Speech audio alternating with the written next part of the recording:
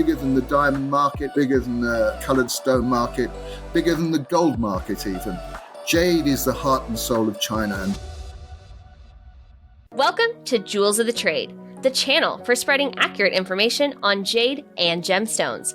On this channel, we often discuss the importance of buying natural versus treated jade and how an industry-wide lack of disclosure creates the need for shopping with a knowledgeable seller you can trust. Today, we're going to be discussing Nephrite Jade, its origins and value, as well as treatments and simulants of fine nephrite to be aware of.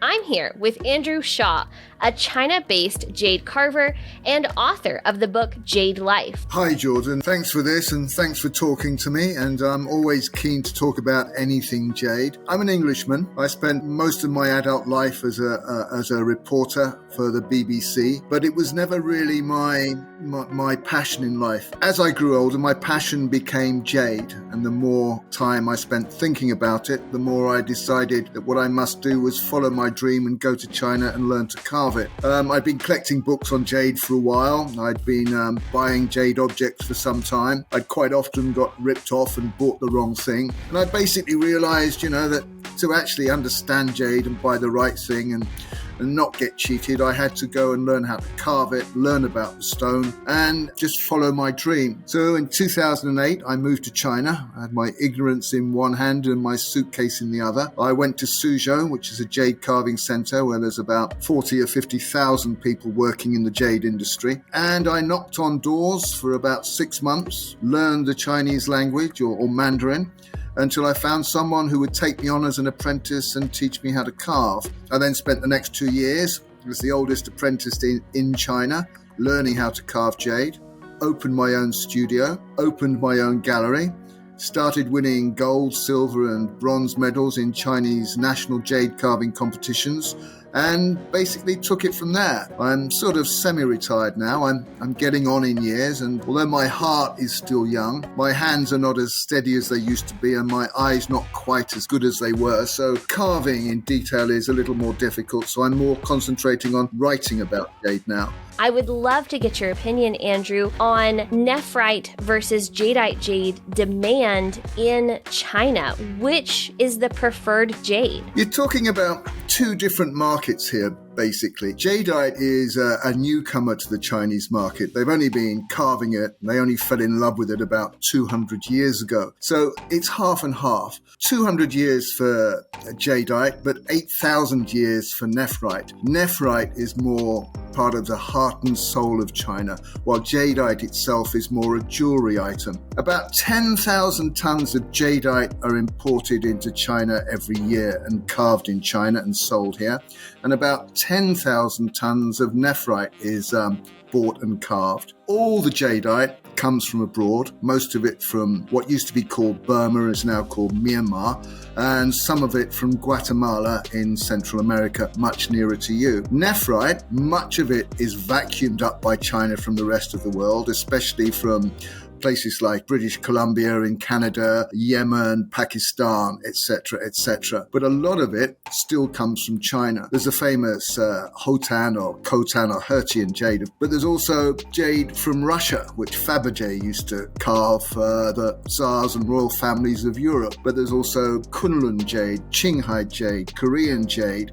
and jade from other places as well. Basically, we're talking about 10,000 tons of each carved each year in China, mainly for a Chinese market. It's a huge market. There's probably 1 million people, just under 1 million people working in the Chinese jade industry. It's worth here about $30 billion a year. That's the turnover of the market. The city where I learned to carve jade, of course, which I mentioned, Suzhou, there's about 40,000 people who carve jade there.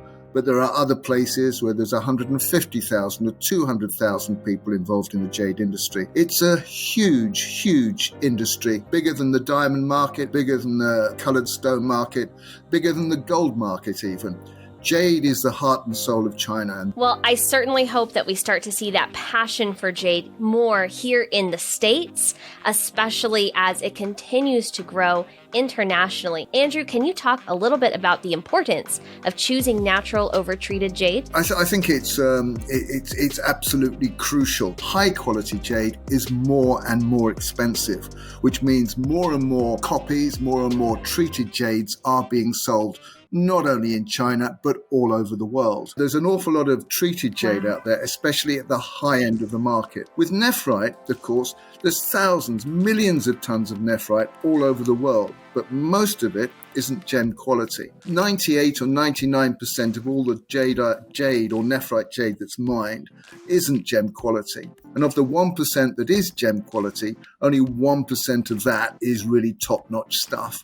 Very difficult to get hold of really good jade. When you do, it's very expensive. You have to be very, very careful when you buy jade. If you're offered something that seems to be too good to be true, it is too good to be true. We talk a lot on this channel about how Jadeite jade, when treated, is typically acid bleached and then impregnated with a polymer wax or resin, and usually nowadays dyed on top of that.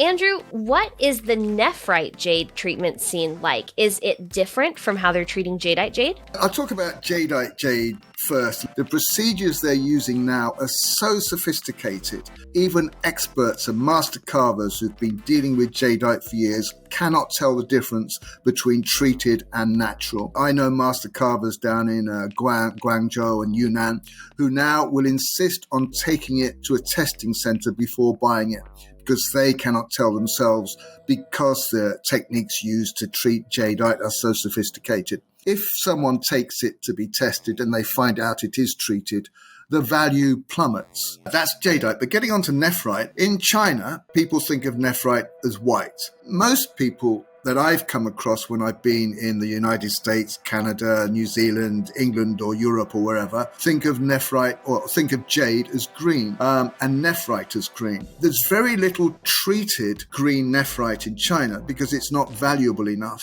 and it's much more difficult to treat. If you go to the United States, which I have done often, the green nephrite that's available for sale is very rarely of the quality that would interest Chinese buyers. A more dangerous or a more difficult thing is not so much treated nephrite, green nephrite. It's more to do with things that aren't nephrite that are being sold as nephrite or green nephrite jade. I've seen, I've got a list here I wrote down earlier.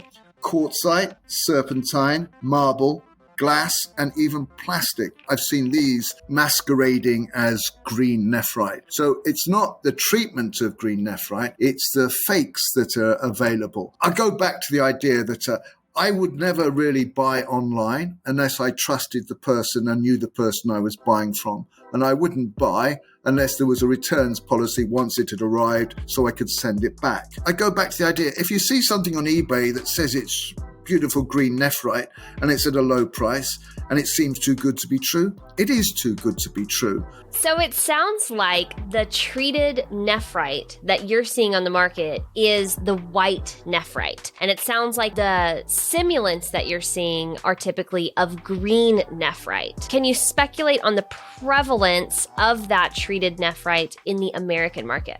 I have never seen any high quality white nephrite in the American market. There is no reason for it to actually arrive in the United States of America. There are people sitting outside mines and outside quarries and by rivers waiting for high quality white nephrite to be found. They're queuing up to buy it, to sell to master carvers all over China who can get fabulous prices for it. There's a master carver in Shanghai who will sell a small tablet about this size of white nephrite, mutton fat white nephrite, and he will sell it for $250,000 US, sometimes $300,000, and he has a waiting list. You can get white nephrite from the White Jade River and the Black Jade River in Hetian or Khotan or Khotan or whatever you choose to call it. You can get white jade from the Kunlun Mountains that stretch right across Xinjiang province, especially in Qinghai. You can get it in Korea, in Chuncheon, and of course you can also get it in Russia at Lake Baikal. When you're talking about white nephrite jade, it comes in so many different qualities. The best, of course, comes from Russia and from Khotan, but there's also huge amounts. 2,000 tons a year, for example, are being mined in around Qinghai in the Kunlun Mountains. This here is a pebble that comes from the Urangash, the White Jade River, with its natural colouring, natural staining. This you buy by the gram. You don't buy this by the pound or the kilo. This is very difficult to get hold of. In the last 5 years, the amount of really high quality white jade that's come from the Urangash River in Khotan has gone down to about 10 to 15 kilos a year. There's none of it left. They've dredged the river, they've bulldozed it, they've taken it all out. There's none left. This is mountain white jade. It's a beautiful color, it's clean, but it comes from a mountain. This comes from Qinghai in the Kunlun Mountains. That's much, much, much cheaper. Good Hetian mutton fat white will cost you $300,000 a kilo, maybe $150,000 a pound. But really good white jade from Kunlun might cost you maybe couple of $1,000s a pound. But because of the high prices, especially of the Russian and the Khotan Jade, there are tremendous amounts of forgeries and simulacrums around. The most basic one, of course, is the tumbled jade. They'll get a piece of mountain jade, which is a good color white. They'll carve it into small pieces and they'll tumble it for 2 or 3 weeks, which will give it a pebble shape. Then they'll stain it, usually with natural dyes, which will give it a sort of rind, which will, give it the impression that it's a piece from a river rather than from a mountain. River jade is 10 times as valuable as mountain jade. One of the things that used to be able to differentiate mountain jade from river jade was the pores that were dotted all over it, like the pores in your skin. But now they can even fake those. It's very difficult to tell, first of all, which region the jade comes from. Then it's more difficult to tell whether it's natural, whether it's been treated, whether it's been dyed, whether it's been tumbled. An expert can tell. I can usually tell because I touch and deal with jade and carve it and handle it every day. What I can say that if you come across what is supposed to be beautiful white jade in the United States of America, I'd be very, very surprised. I trawl the internet a lot, and I've seen so many claims for mutton fat white jade. None of it is. Even in China, most of the jewelry that you find in the jewelry chains, the white jade they use comes from Qinghai province. It's not creamy, it's too translucent, it's too highly polished, and it's not really worth that much either. But even the Chinese people who usually buy jewelry don't know this. It's only those who have an interest in nephrite. The merchants who sell nephrite jade dye it to hide the flaws inside. The carvers who go to the markets to buy it go with very powerful torches to try to see past this dye to see what the quality of the jade is. Unlike Jadeite, which has a really thick skin around it, a lot of the nephrite on sale doesn't have this. So what the merchants do here is they dye it to hide the flaws in the jade, and then it's up to the person who's examining it to decide whether it's worth buying. So this dyeing of the jade has nothing to do with making it more valuable. The rind is something that's used in the carving of nephrite to enhance the beauty of the carving. It shows the cleverness of the carver to use the rind in the carving itself. So they have a saying here which is something along those: carve beautiful, carve clever, carve small.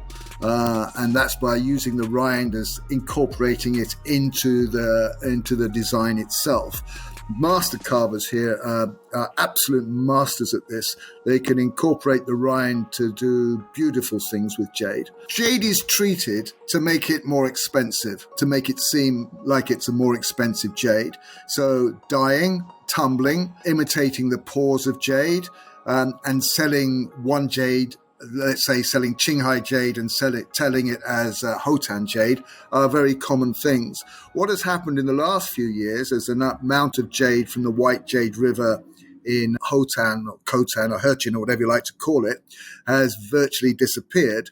More and more jade merchants are using river jade, seed jade from Russia, and selling that as Khotan jade. This is a pebble of jade from the White Jade River in Xinjiang province in Hetian. It cost me 2,000 renminbi, which is about $200 or $300 when I arrived here. This piece now would cost about $5,000 because there's so little of it left. If you did a copy of this in jade from Qinghai or Russia and you carved it in the same way, you could sell it for $5,000 to someone who was unsuspecting, but it would probably only be worth $200. You have to know the difference. And I've seen so many people, Chinese and otherwise, who've fallen foul of fakes and simulants and forgeries and stuff that's been enhanced and sold as something it's not.